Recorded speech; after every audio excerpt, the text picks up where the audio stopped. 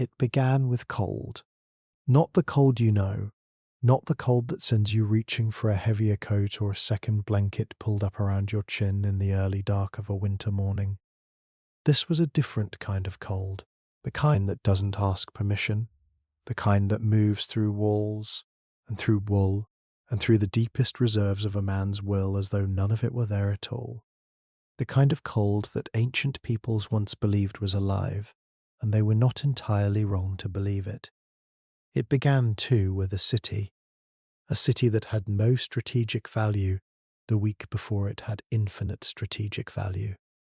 A city built along the high western bank of the Volga River in what was then Soviet Russia, a long narrow strip of industrial civilization pressed between water and steppe, between the indifferent geography of the land and the indifferent geography of ambition. A city that in the summer of 1942 was home to perhaps 400,000 people who had not yet understood what it meant to live at the center of history, and who, once they understood, could not leave. It began with a name, Stalingrad, the city of Stalin, named not for what it was, but for what it was meant to represent, the permanence of an ideology, the invincibility of a system, the manufactured inevitability of a particular vision of the world. The name itself became the reason the city could not fall, and that reason, the name, the symbol, the abstraction projected onto streets and factories and apartment blocks, and the cold brown current of the Volga, that reason would cost more human lives than most nations have ever spent on anything.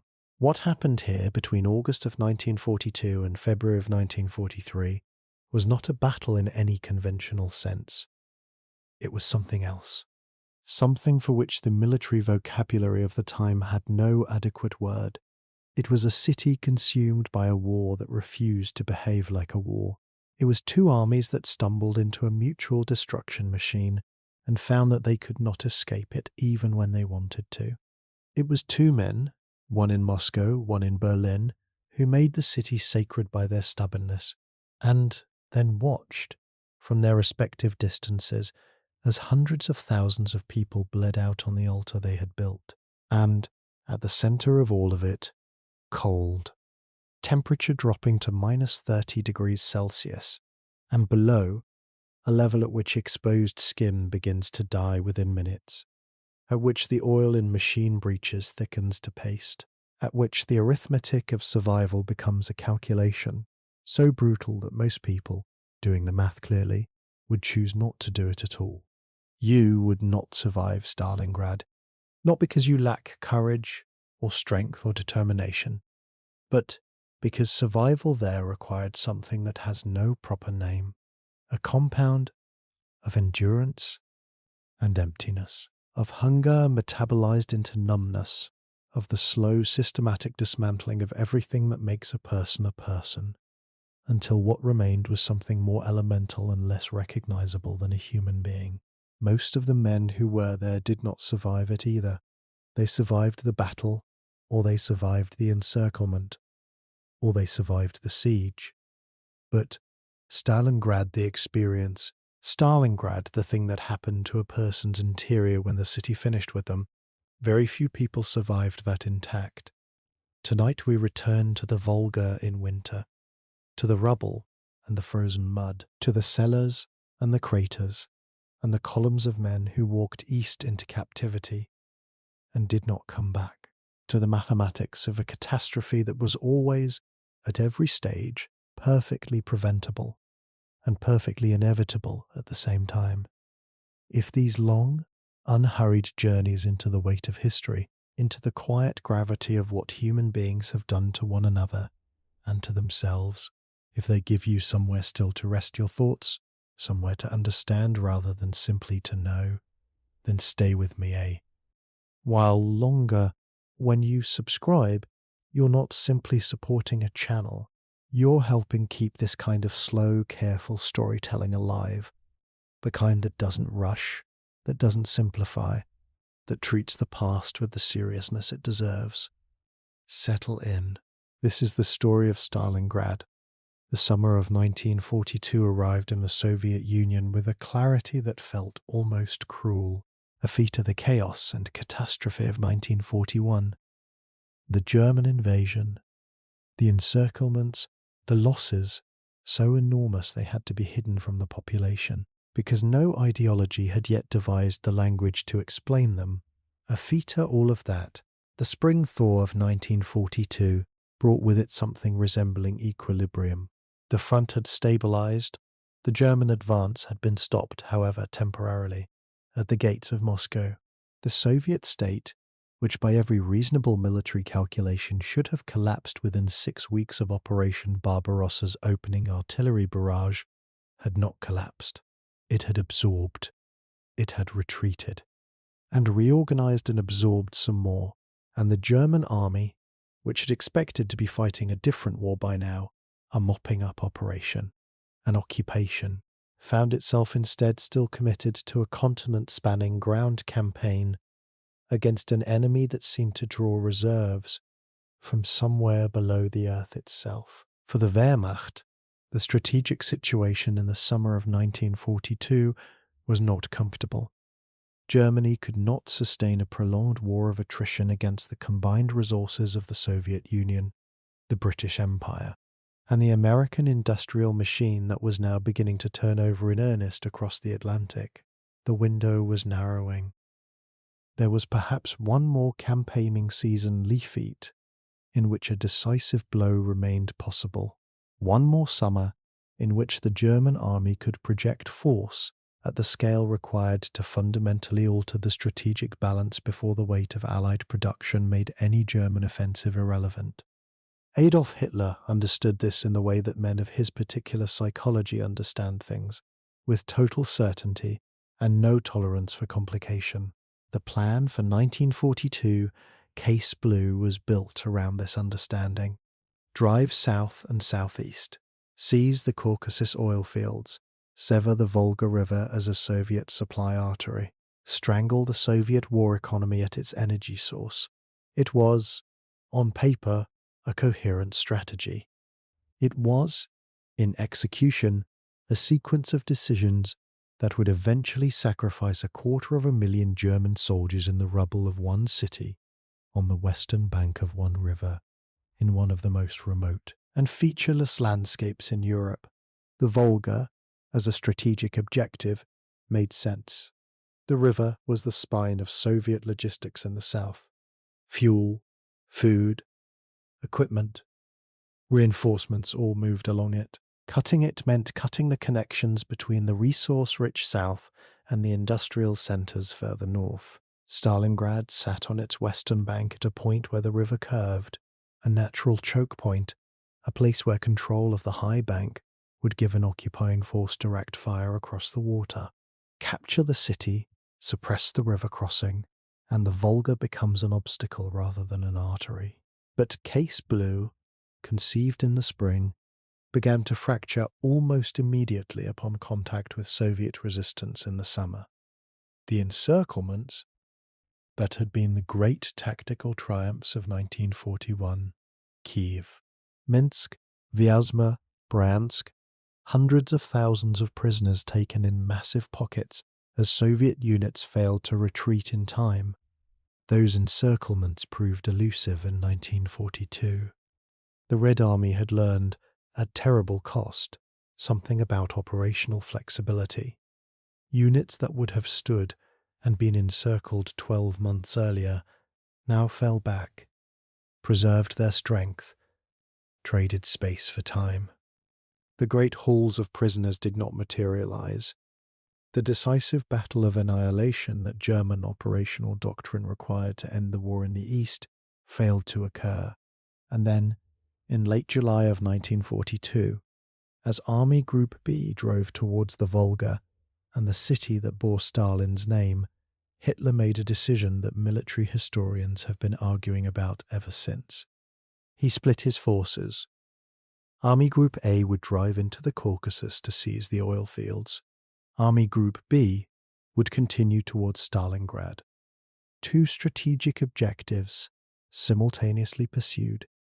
by a force that was already stretched beyond its logical limits, in a country whose distances defied every European intuition about how far away things could be. The mathematics of overextension are patient and implacable. They do not announce themselves. They accumulate quietly in supply logs and vehicle maintenance reports and the slowly lengthening columns on maps that show where the railheads end and where the supplies have to be carried by truck over roads that are sometimes not roads at all. By the time the consequences become visible on the battlefield, the calculation has already been made. The ledger is already out of balance. All that remains is the reckoning. August 23rd, 1942. The western outskirts of Stalingrad. Late afternoon, the sky above the steppes still wide and pale with late summer light. The German Sixth Army, commanded by General Friedrich Paulus, a man of meticulous habits and professional excellence who had spent his career in staff positions and was now commanding a field army in his first major operational role. The Sixth Army reached the Volga north of Stalingrad on this day, not into the city, not yet, but to the river's edge. And in doing so, they completed a geographic encirclement of the northern part of the city that would have strategic implications no one fully grasped in the moment. On the same day, the Luftwaffe launched what became one of the most concentrated aerial bombardments of the war. Over 600 aircraft, Heinkel 111S and Junkers 88S in successive waves, Stuka dive bombers with their distinctive inverted gull wings and the sirens attached to their landing gear that produced that descending mechanical scream designed to maximize terror in the people below. These aircraft feet reduced much of Stalingrad's residential districts to rubble within 48 hours. The oil storage tanks along the river caught fire and burned for days, sending a column of black smoke visible for 30 miles in every direction. The wooden districts of the city and Stalingrad was, in its residential neighborhoods, a city of wood, burned with a completeness that left entire districts as fields of ash and the geometric shadows of foundations. The Volga itself caught fire. The burning oil spread onto the water and ignited, and Soviet soldiers crossing the river from the eastern bank watched the approach of flames moving toward them on the current, and understood, in that moment, something about the nature of what was happening in this city that no briefing had quite communicated. The water was on fire, the thing that was supposed to offer safety, the river that was supposed to be a barrier, was burning. Approximately 40,000 Soviet civilians died in the city during the first weeks of the German assault. The number is approximately ultimate, because the conditions under which people died made counting them difficult. It is also approximately ominate, because the Soviet authorities had, for reasons having to do with strategic necessity and ideological inflexibility in equal measure, declined to fully evacuate the civilian population before the battle began. The reasoning, if it can be dignified with that word, was that soldiers would fight harder to defend a living city than an empty one. The civilians, in this calculation, were not people to be protected, but a resource to be consumed in service of military psychology. The arithmetic of this decision was never presented to the civilians themselves. Those who remained, who did not manage to cross the Volga in the chaos of the bombardment, went underground, into cellars and drainage tunnels and bomb shelters and the basements of factories. They would remain underground, in many cases, for the duration of the battle, 5 months of winter, emerging only to find food and water, hearing above them the permanent seismic rumble of artillery and close-quarters combat, counting days in a darkness that never fully resolved into anything resembling ordinary life. A 12-year-old girl named Natasha, whose family name is not recorded in the accounts that survive, kept a diary during the early weeks of the battle. It was found years later among the debris of a collapsed building in what had been the Dzerzhinsky district. The entries are short. They describe hunger with the matter-of-fact precision of a child who has not yet learned to express want metaphorically. Not that she was hungry, but that there was no bread today, and that her sister's hands were shaking, and that the sound of the guns had not stopped since Tuesday. The diary ends in mid-September 1942. What happened to Natasha is not known. Friedrich Paulus was 51 years old when he received command of the Sixth Army. He was, by all accounts, a man of extraordinary personal elegance, immaculately dressed even in the field, precise in his language, measured in his judgments, incapable of the kind of intuitive gamble that operational command sometimes demands. He had been a superb staff officer, rigorous, methodical, technically accomplished. These qualities had brought him to the attention of senior commanders and had, by the logic of military promotion systems, elevated him to a position for which his particular strengths were insufficient. Paulus believed in the system. He believed in chains of command and in the superior judgment of those above him. This belief was not mere careerism, it was constitutional, a deep structural feature of how he understood his place in the world. When orders came from above, that he privately doubted, he executed them. When the situation on the ground argued for a different course of action than the one specified by Berlin, he consulted and requested and explained, but he did not act unilaterally. He was, in the vocabulary of institutional life, a loyal subordinate. And institutional loyalty in the circumstances of Stalingrad was a quality that would kill 250,000 men. The German assault on Stalingrad proper began in earnest in early September 1942 by, then the Soviet 62nd Army commanded by Lieutenant General Vasily Chuikov, who was, in nearly every way that Paulus was not, a man of instinct and improvisation and deliberate brutality. The 62nd Army had been pressed back into the city itself. The broad approaches that had once given German armour room to manoeuvre had been surrendered. The battle had contracted, compressed, squeezed into the urban terrain where the equations governing open field warfare no longer applied. Chuikov understood something that took the Germans longer to learn. In the city, the tank, the supreme instrument of the German way of war, the weapon around which the operational doctrine of blitzkrieg had been built, became a liability as much as an asset. In narrow streets between ruined buildings, a tank could not traverse its turret fully. It could not see the threats hiding in the floors above it. It could not defend itself against a man who dropped from a second-floor window with a bundle of grenades, and was gone before the crew could respond. The city transformed the tactical advantage of German armour into a narrow and manageable problem that Soviet infantry, properly organised and properly motivated, could address with improvised weapons and an indifference to their own survival that was, in its own way, a form of overwhelming force. Hugging tactic. That was what Chuikov called it. Get close enough to the Germans that German artillery and German air support could not engage Soviet positions without hitting their own men. The front lines in Stalingrad at the height of the battle were sometimes separated by less than 30 meters, sometimes by the width of a street, sometimes by a single floor of a building. Germans on the third floor, Soviet soldiers on the second, negotiating the stairwells between them with grenades, and entrenching tools and the particular kind of ferocity that men develop when they have been in contact with a mortal enemy for long enough that fear begins to transform into something more useful. The buildings themselves became military objectives, not objectives in the sense of things to be captured and held and then exploited as staging grounds for the next advance, but objectives as fixed points of maximum violence, places where the war concentrated itself, until the building was destroyed, at which point the rubble of the building became the next objective. The grain elevator, the central railway station, which changed hands 13 times in the first week of September, before the concept of changing hands ceased to have clear meaning.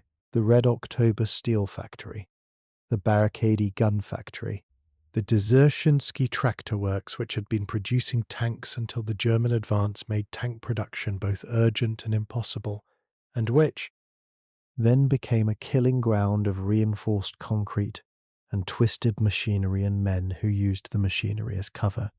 The grain elevator merits particular attention. A massive concrete structure built to store the agricultural output of the surrounding steppe, it rose above the surrounding landscape with a visibility that made it a natural fortification and a natural target, simultaneously a small group of Soviet Marines.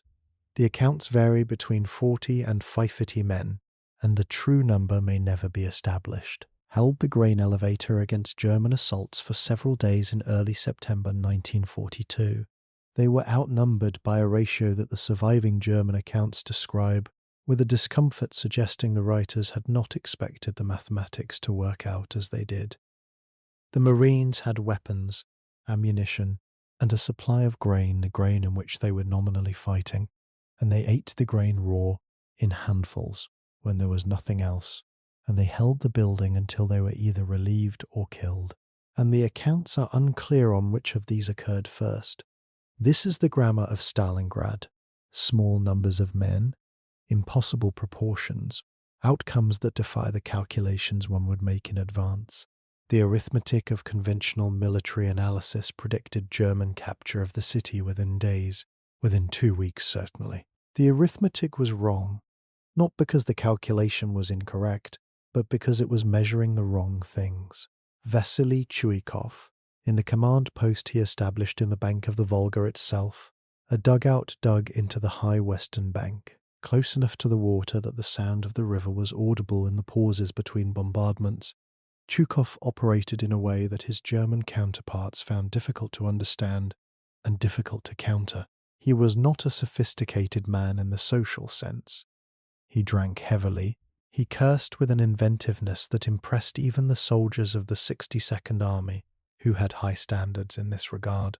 He was capable of physical violence toward subordinates who disappointed him, in an era and a system in which this was not considered remarkable.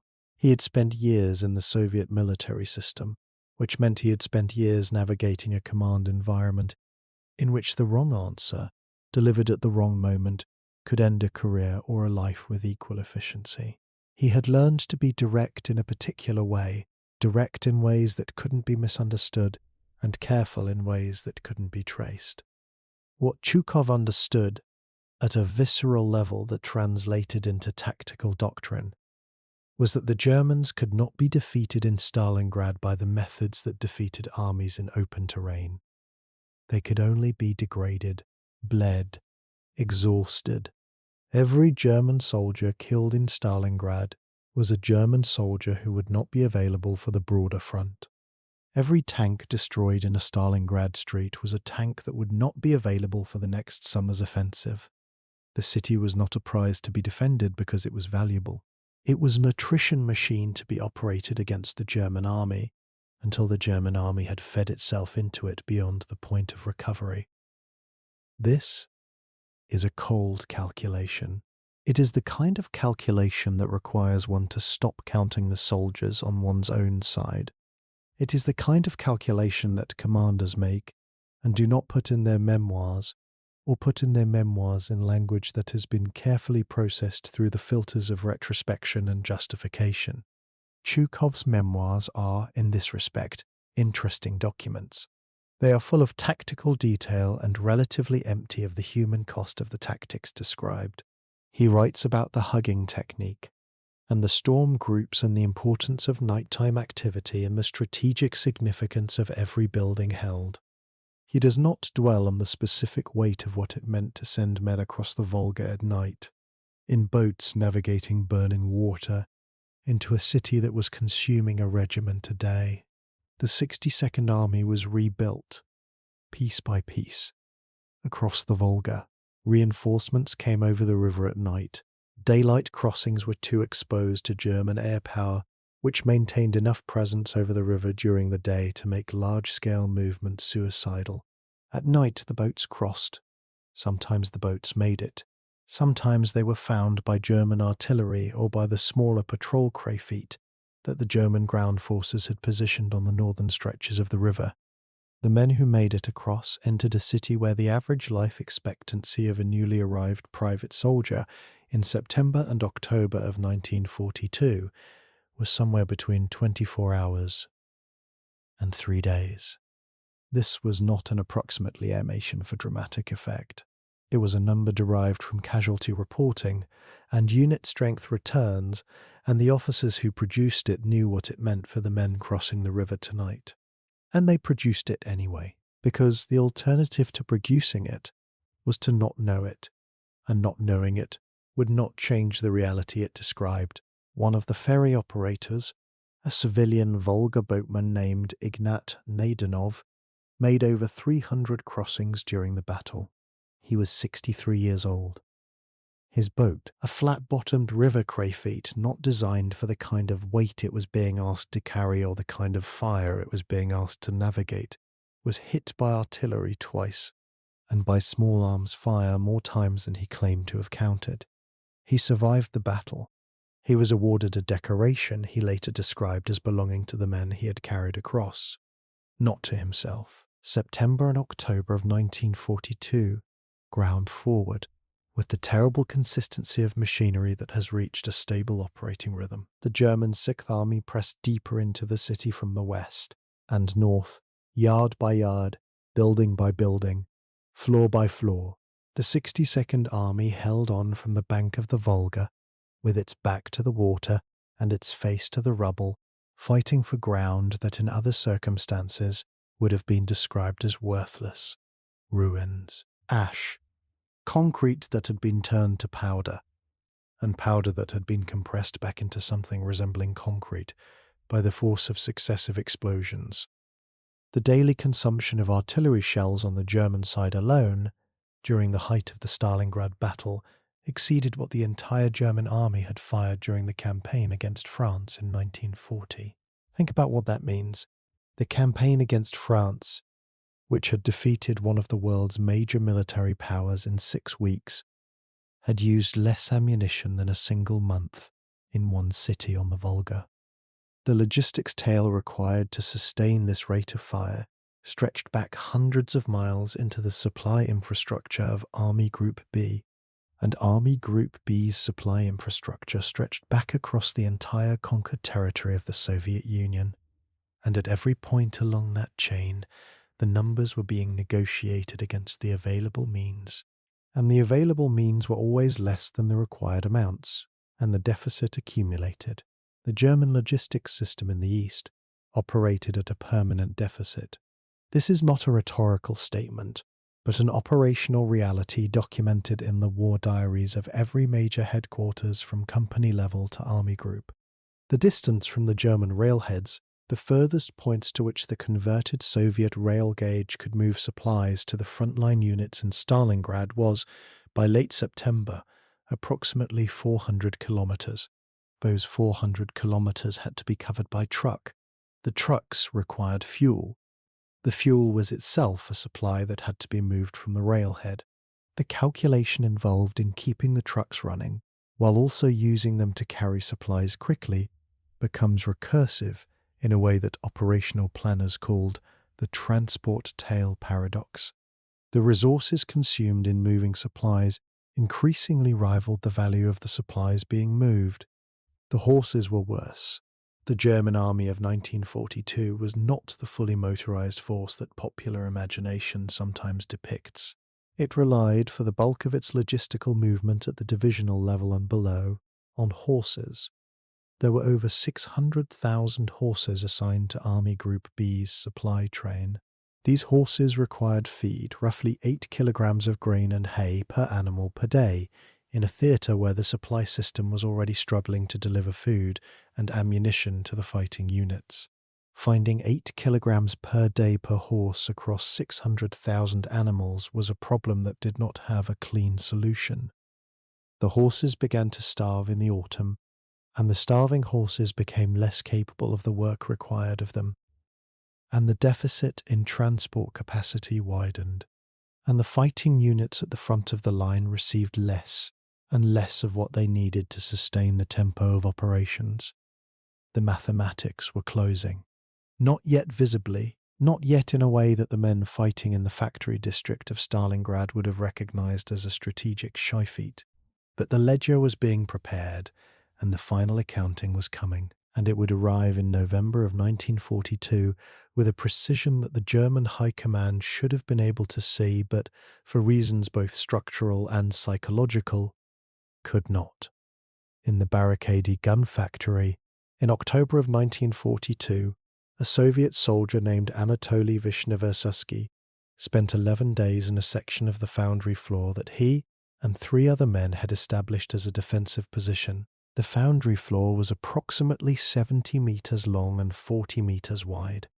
It contained the remains of industrial machinery, lathes, presses, the heavy frames of equipment that had once produced artillery pieces and had been partially destroyed by bombing and partially destroyed by the fighting that preceded Vishneversky's arrival. The German forces controlled the northern end of the foundry. Soviet forces controlled the southern end. The machinery in the middle was contested in the way that everything in Stalingrad was contested. Not held, not controlled, but disputed. The subject of continuous low-level violence that periodically escalated into something larger and then subsided. Vishneversky was 22 years old. He was from a village in the Kursk region whose name he remembered as a series of sensory impressions rather than a word. The smell of the black earth a feta rain, the angle of light through birch trees in later feta known, the sound of his mother's voice calling across a field. He had been dreyfeted in 1941 and had arrived at Stalingrad in September 1942 as part of a replacement batch for the 308th Rifle Division, which had been receiving replacement batches continuously since September and was still at 40% of its authorized strength. He wrote about the foundry in a letter that was confiscated by military censors and found its way through the archives into a collection published decades after the war. The letter is addressed to his mother. It describes the machinery as cathedral-like.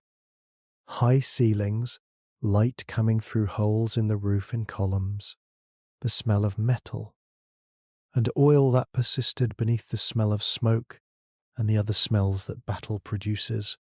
He describes the Germans at the other end as a presence felt more than seen.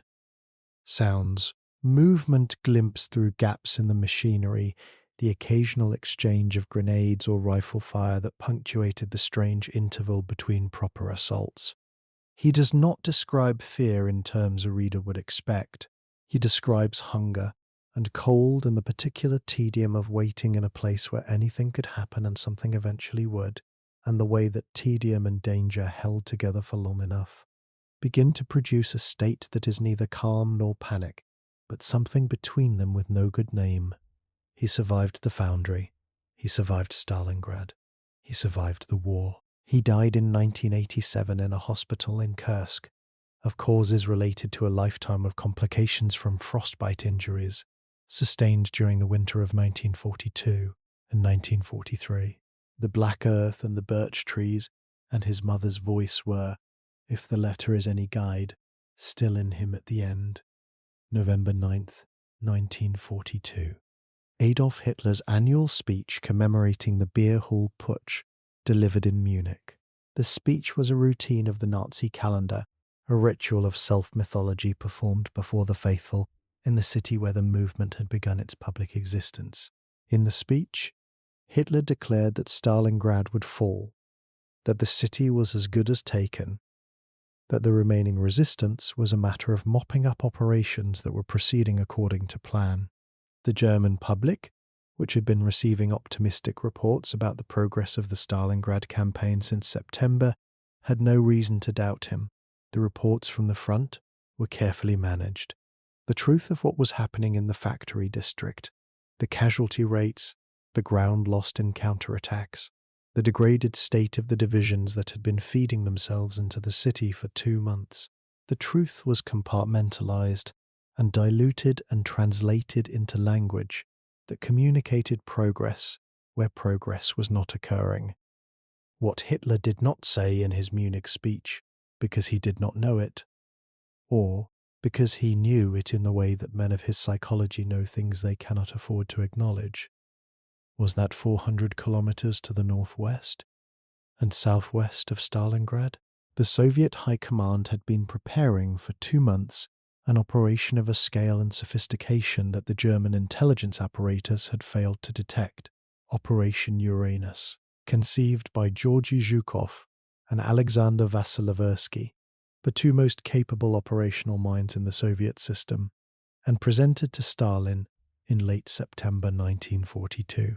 The plan was elegant in the way that good operational plans are elegant, built on the exploitation of an obvious weakness that only becomes obvious in retrospect. The German Sixth Army pressing into Stalingrad had exposed its flanks.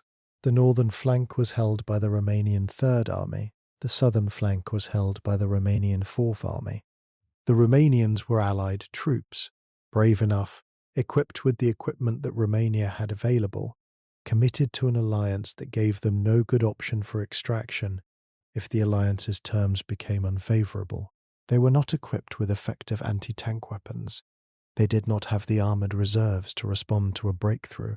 They held a line that, on a map of the region, described a trajectory that any competent operational planner could see was an invitation. The Soviet build-up for Uranus was one of the largest logistical operations of the war to that point. 18 armies, over 1 million soldiers, 3,000 tanks, over 13,000 artillery pieces.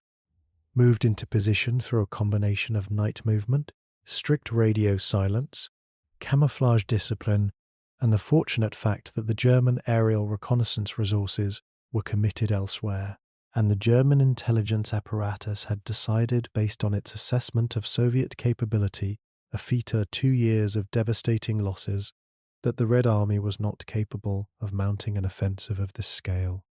This assessment was not irrational, given the information available at the time. The Red Army of late 1942 was not the Red Army of late 1941. It had been studying.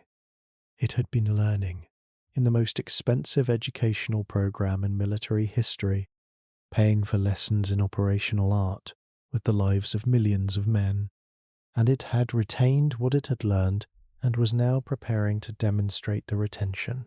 The Germans had assessed the capacity of the Red Army based on its performance in 1941 and early 1942. They were about to encounter the version of the Red Army that had processed that performance and drawn conclusions from it. On November 19, 1942, at 7:30 in the morning, the Soviet artillery opened fire along the axis of the northern attack. The bombardment lasted 80 minutes. Over 3,000 guns and mortars fired simultaneously along the frontage of several hundred kilometers. The sound was audible hundreds of miles away. The Romanian positions along the Don River, which had been prepared, but not prepared for this, absorbed the bombardment, and then encountered the armoured spearheads that followed it, and the Romanian Third Army collapsed. Not in the derogatory sense that word sometimes implies, not through cowardice or incompetence, but through the straightforward military reality that an infantry force equipped primarily with rifles and light artillery cannot hold a prepared armoured assault when the armoured assault is of sufficient mass. The breach was 40 kilometers wide within the first day. The Soviet armour poured through it. 24 hours later, the southern attack opened against the Romanian Fourth Army and achieved similar results. The pincers drove toward each other across the steppe south of Stalingrad. On November 22, 1942, they met at Kalach on the Don River. The Sixth Army was surrounded. The encirclement encompassed approximately 300,000 German and Allied soldiers. The pocket was roughly 50 kilometers wide and 40 kilometers deep, a shape on the map that the German liaison officers who saw it first described with a variety of words, all of which amounted to the same thing: impossible. This couldn't have happened. The calculations did not support this outcome, and yet the outcome was there on the map, notated in the colored pencils of military cartography, a closed loop drawn around 250,000 men and everything they carried.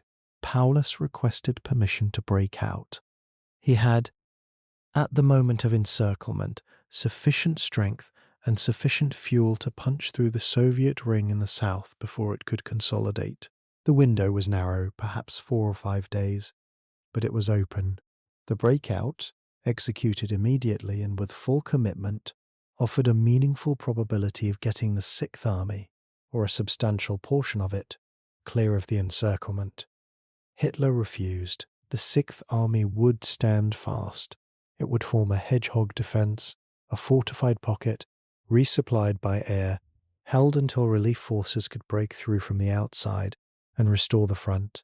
Stalingrad would not be abandoned.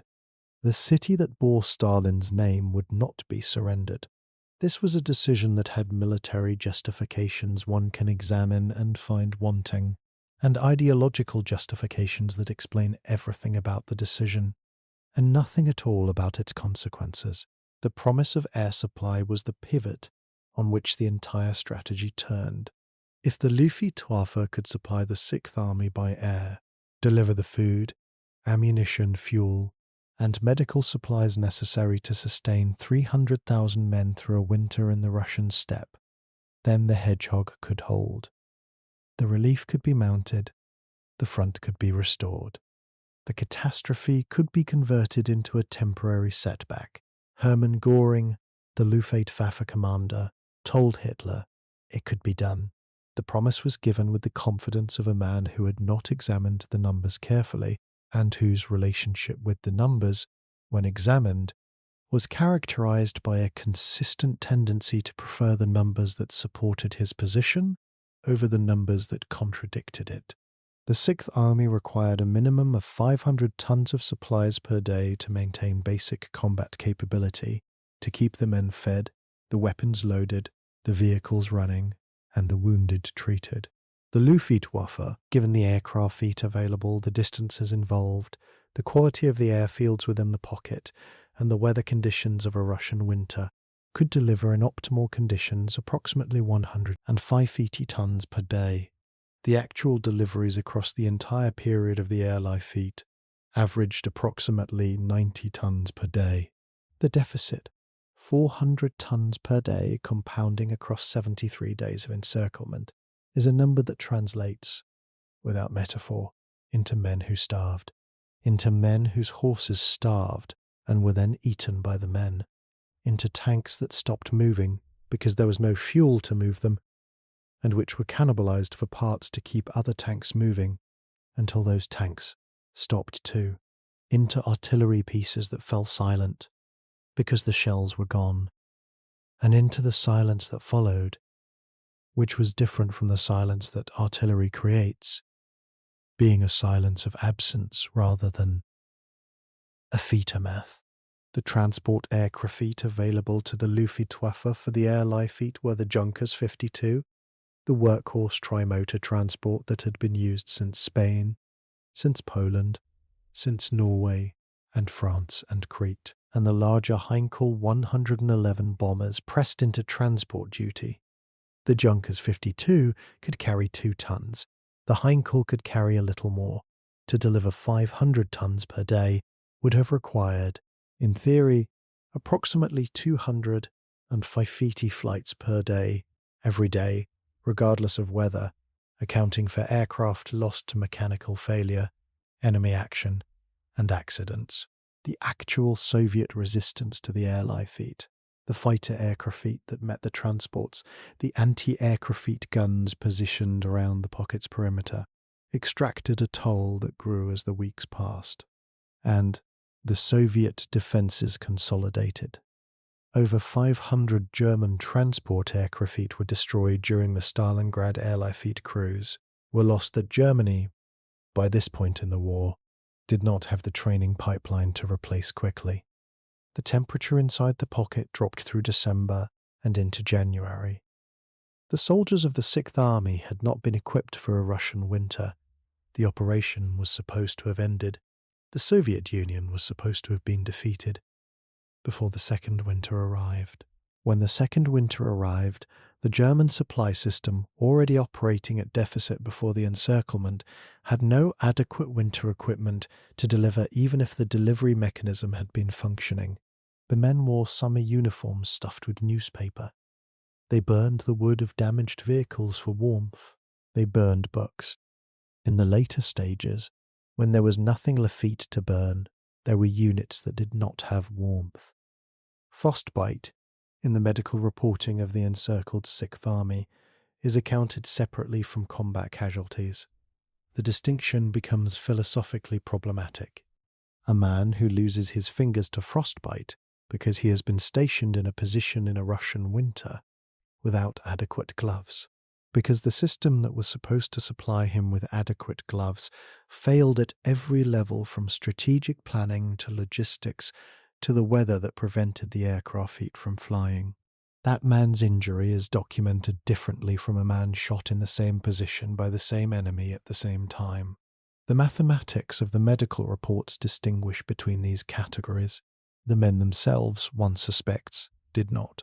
The daily food ration inside the kessel, the pocket, the kessel, the German word for a cauldron that became the standard term for the encirclement, and that carries, in its literal meaning, all of the implications that the situation itself carried. The daily ration fell through December, from insufficient to inadequate to. By January, something that calorie-counting civilians in occupied Europe, who had become expert in calculating their own deficits, would have recognized immediately as starvation. 200 grams of bread, a thin soup made from horse meat when horse meat was available, and from whatever else was available when it wasn't. An ounce of fat. The human body, performing physical labor in temperatures of -20 to -40 degrees Celsius, requires between 4,000 and 6,000 calories per day to sustain normal function. The ration delivered in January 1943, approximately 700 calories. The arithmetic of starvation is straightforward. The body begins consuming itself at a predictable rate. Muscle mass goes first, then organ tissue. The process is visible in the accounts of those who survived, in the speed with which men change shape. Men who had been physically unremarkable became within weeks skeletal, not thin, but architecturally transformed. The familiar shapes of faces, and hands altered in ways that the people who knew them found difficult to reconcile with memory. The wounded presented a particular kind of mathematics. Inside the pocket, there were approximately 40,000 seriously wounded men, men whose wounds required surgical care, hospitalization, and conditions that the field hospitals inside the Kessel could not provide. The aircraft that brought supplies in were supposed to take wounded men out on the return flight. In the early weeks of the airlift, they did. As the airlift collapsed, as the weather closed the airfields, as the Soviet anti-aircraft defenses intensified, as the available aircraft diminished, the wounded accumulated. By January, the field hospitals were holding wounded men in conditions that medical personnel in their reports described with a clinical flatness that seems designed to protect both the writer and the reader from the full weight of what is being described. The conditions were, in brief, not compatible with recovery for men with serious wounds. Men died of wounds that, in a functioning military medical system, would have been treatable. Men died of infections that, given the available antibiotics, which were insufficient, could not be controlled. Men died of the cold in the hospitals because the hospitals had no heat. The relief attempt, the Germans called it Operation Winter Storm. On December 12, 1942, a force under the command of Field Marshal Erich von Manstein, one of the most gifted operational commanders of the war, a man whose military intuition and technical mastery of armored warfare were, at this point, without parallel in the Wehrmacht, launched an armored thrust from the south, driving toward the pocket. The leading elements reached within 550 kilometers of the Kessel perimeter by December 19th. 50 kilometers. The men inside the pocket could hear the guns. Some reports say they could hear the guns. Whether they could hear them or whether the hearing was the mind's creation of a sound that hope required, the distinction may not matter. They were told relief was coming. They waited. Manstein calculated that the breakout had to happen now. If the Sixth Army punched south toward the advancing relief force, the two could meet, and the encirclement could be broken. He requested permission for the breakout. He made the case with the precision and urgency that the situation demanded. Hitler refused again.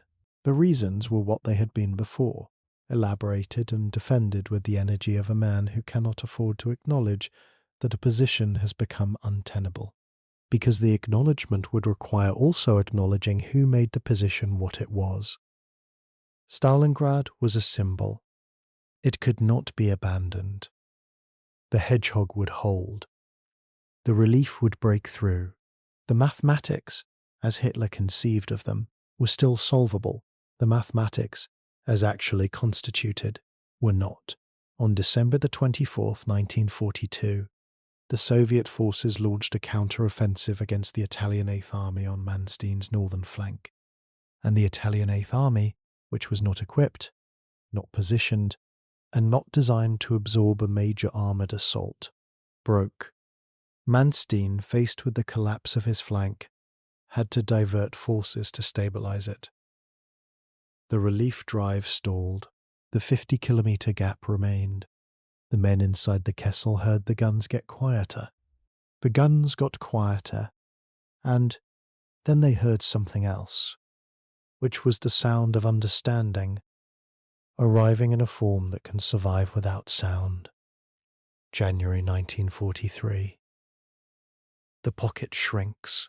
The Soviet ring, which has had 2 months to consolidate and is being reinforced continuously, tightens around the Kessel from all sides. The perimeter that was 50 kilometers wide in November is 20 kilometers wide in January, and is contracting at a rate that the German staff officers inside the pocket are tracking on their maps with a precision that has become, by this point, a form of self-preservation through abstraction. If you are measuring the rate of shrinkage, you are still doing the work of a staff officer, still functioning, still inside a professional identity that has not yet been surrendered.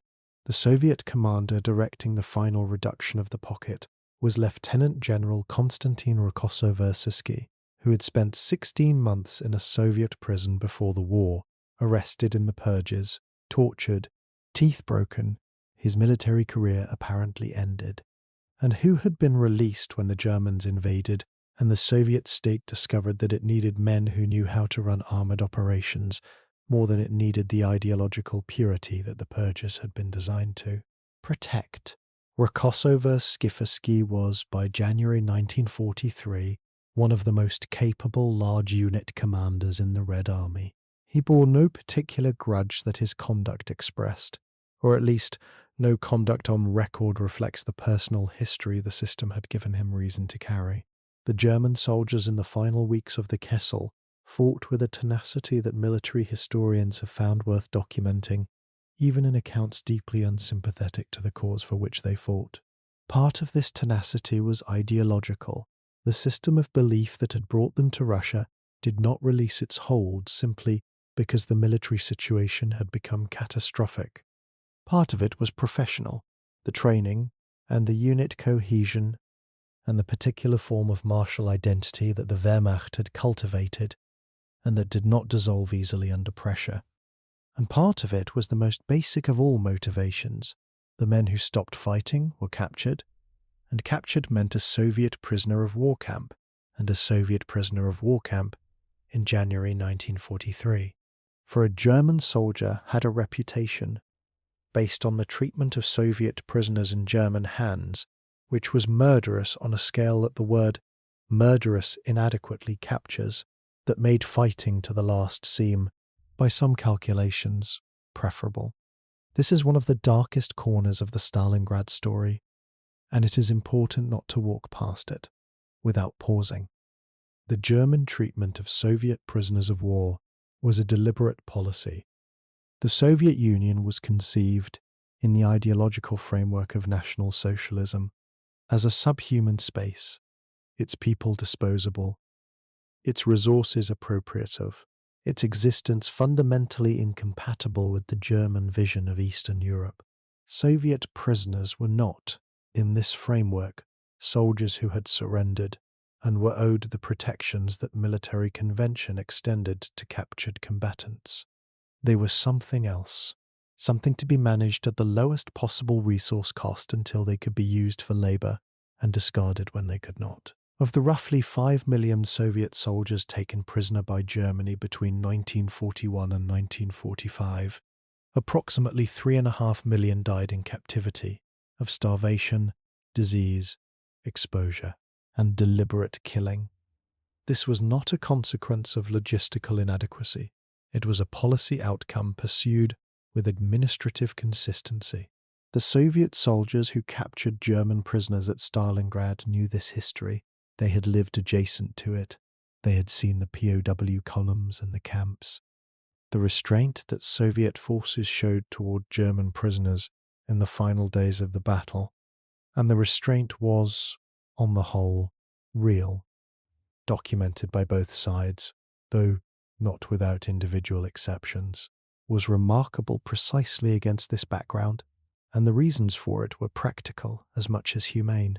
The Soviet command needed prisoners for intelligence and for the political value of the images, German soldiers with their hands up, German generals surrendering, the visible proof that the army which had seemed unstoppable 18 months earlier could be stopped, could be broken, could be made to give up.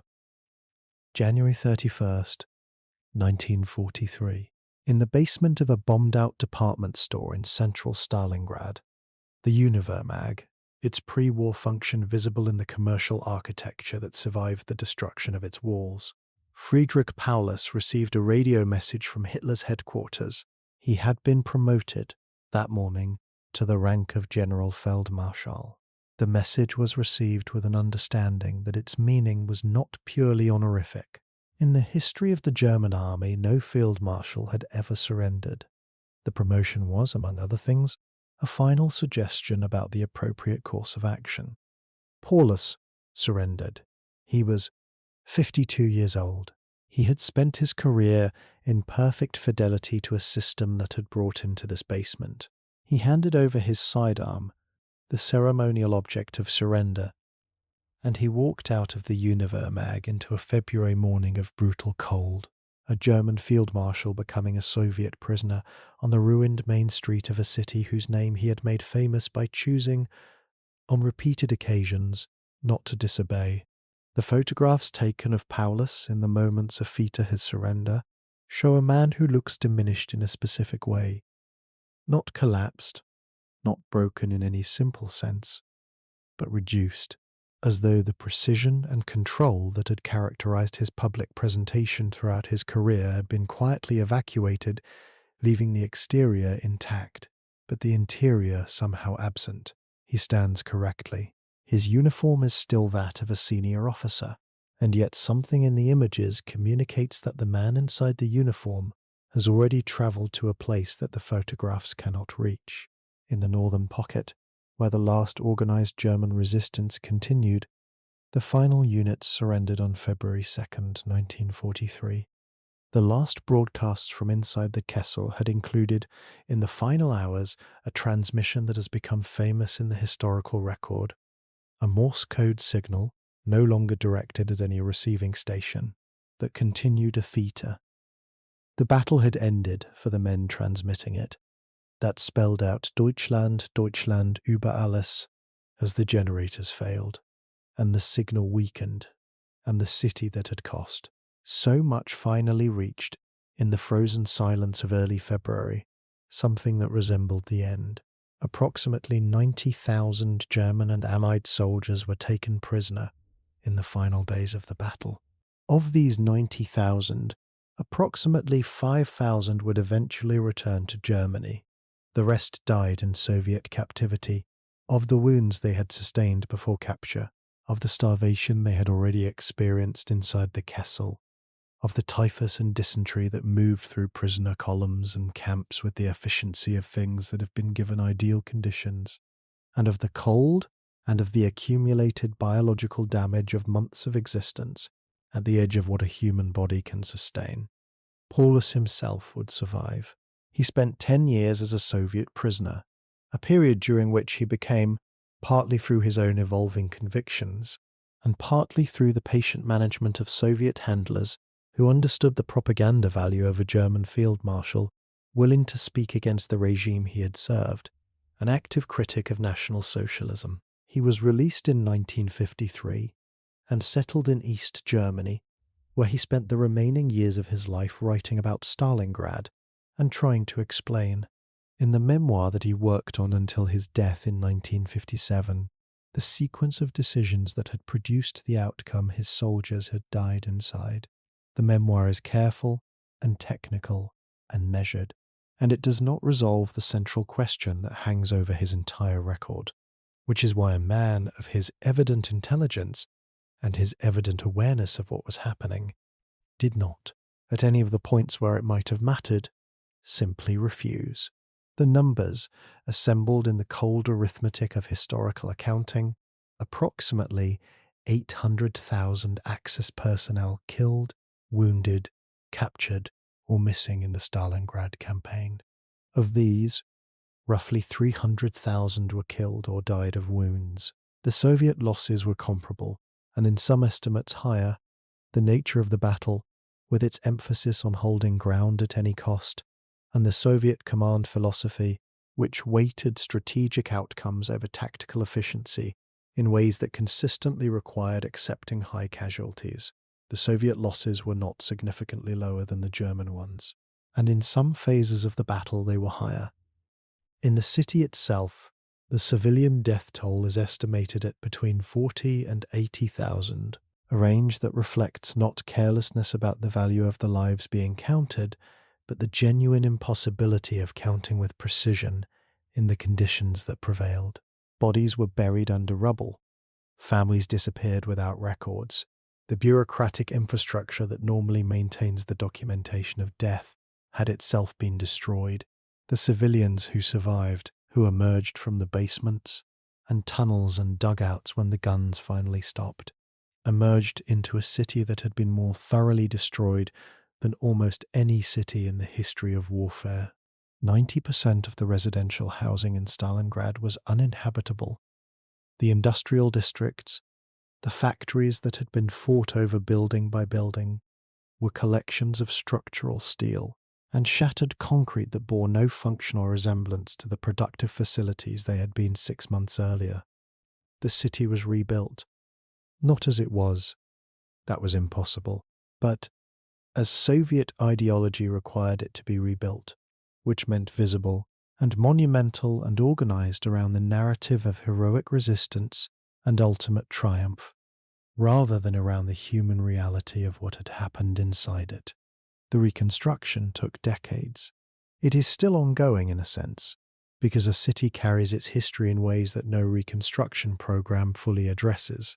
The memorial on Mamayev Hill, the high ground that dominates the western bank of the Volga, and that was contested repeatedly throughout the battle, and that was so saturated with metal by the time the fighting ended that the hill itself had a different magnetic signature than the surrounding terrain, and the grass that eventually grew back on it grew back in a specific pattern that reflected the distribution of the metal below.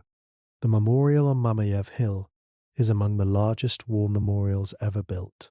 The central figure, the sculpture called The Motherland Calls, stands 87 meters tall. It is visible for many miles across the surrounding steppe, which is flat enough that the mathematics of visibility extend quite far.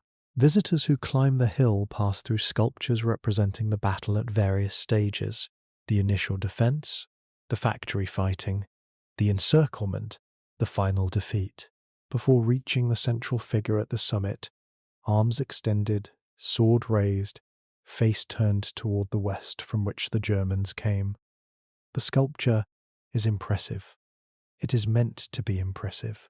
It is a statement about victory and sacrifice and the permanence of Soviet, now Russian identity in the face of the largest military assault in history. It tells a particular story about what happened here, with the confidence of granite and steel. The story it does not tell is the one that lives in the archives, in the casualty returns and the supply reports and the letters that were censored before they reached their recipients, and the letters that were found in the pockets of men who died before they could send them. In the diary of a 12-year-old girl whose name was Natasha, found in the rubble of a building in the Jasinski district, ending in mid-September 1942.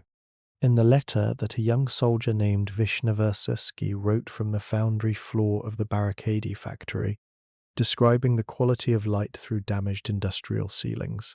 In the medical records of a boatman who made 340 crossings of a burning river and died of wounds that had no official category. The memorial tells the story that history needs. The archives tell the story that history is. Stalingrad is called Volgograd now.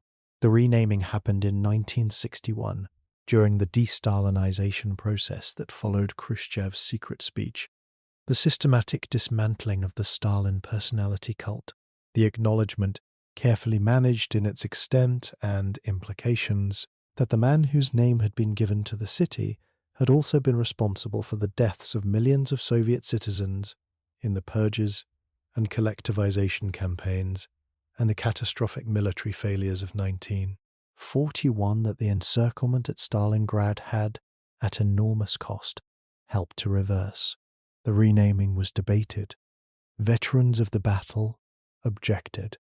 The city that had been defended at such cost had been defended as Stalingrad.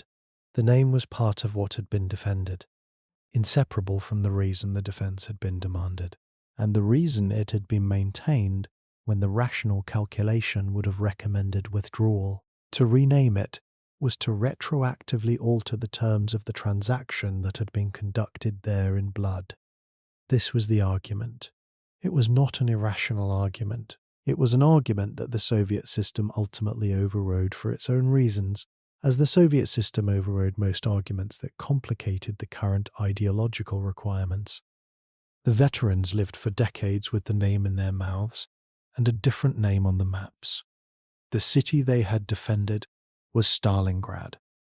The city on the Volga was Volgograd. The gap between the two was not geographical.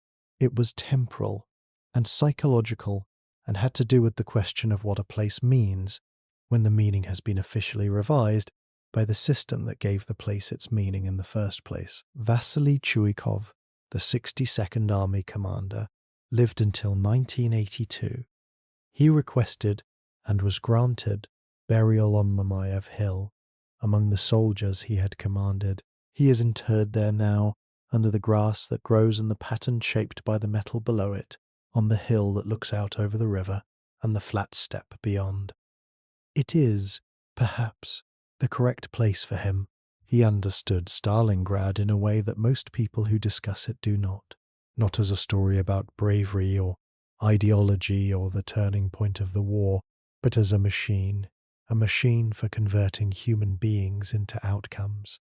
He operated the machine with great skill, and he understood, or seemed to understand, that the skill required to operate such a machine is not the same thing as a virtue, and that winning at Stalingrad was not the same thing as being unaffected by it. The German prisoners who survived Soviet captivity and returned to Germany in the early 1950s, the 5,000 out of 90,000, returned to a country that had been rebuilt around a silence about what had happened. The Federal Republic of Germany in the early 1950s was engaged in the project of becoming a Western democratic state, an ally of the countries it had recently tried to destroy. And this project required a management of recent history that left relatively little space for the specific, granular, embarrassing truth of what the German army had done and experienced in the East. The veterans came home.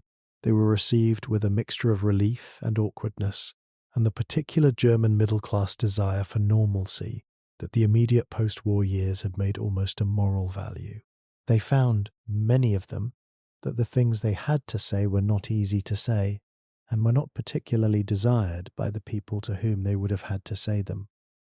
Some of them wrote memoirs, some joined veterans' organizations, some spoke at commemorations, and some simply did not speak about it, or spoke about it only among themselves, and carried what they had seen, and done, and survived in the private interior that none of the rebuilding and none of the economic miracle and none of the institutional structures of the new Germany quite reached. The arithmetic of what Stalingrad cost is straightforward to perform and impossible to complete.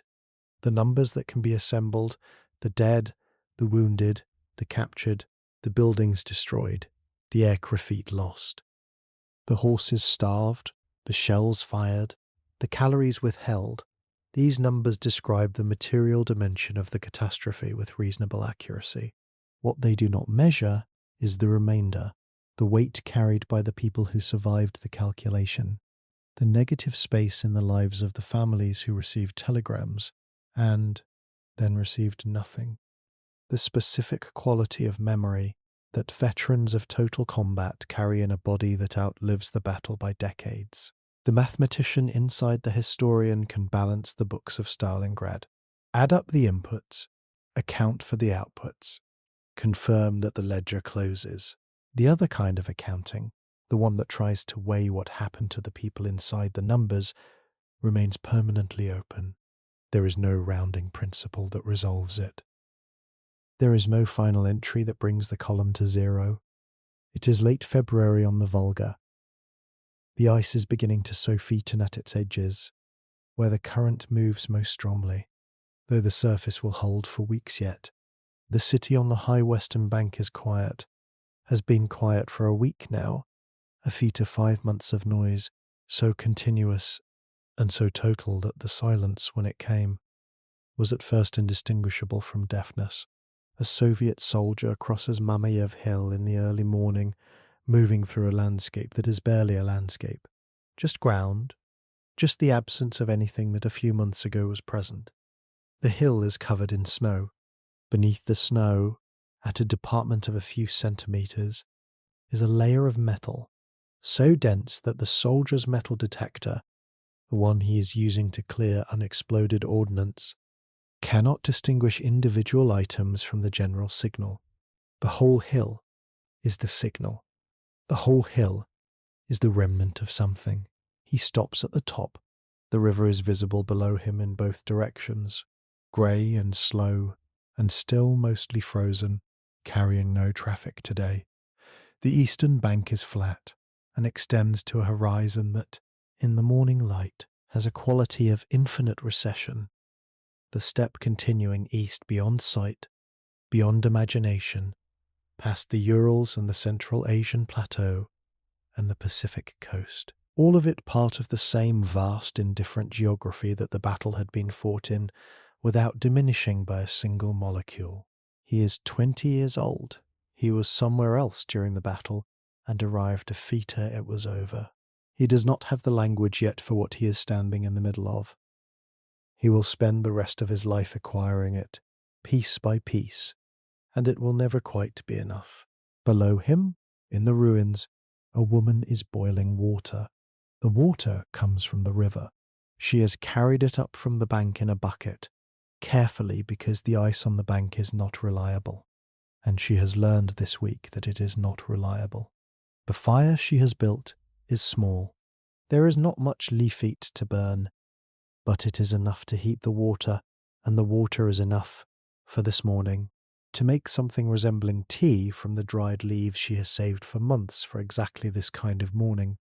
She drinks the tea standing up, looking east across the river, in the direction of everything that kept them alive, the supply lines, the reinforcements, the will of a state that had, in the last analysis, been willing to spend whatever was necessary to hold this city, and this river, and this name.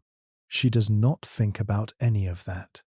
She thinks about the taste of the tea, which is not quite the right taste, but is close enough, and about the quality of the light, which is the same light that has always come across the steppe in the morning, regardless of what the steppe has recently been asked to witness. The light does not remember. The river does not remember. The cold does not remember. Only the people remember. And the people, carrying what they carry, continue east across the ice, or west into the ruins, or stand very still on a hilltop at dawn, holding a cup of tea in hands that are slightly numb, watching a river that is beginning, at its edges, in the places where the current runs fastest and the ice is thinnest, almost imperceptibly, to move.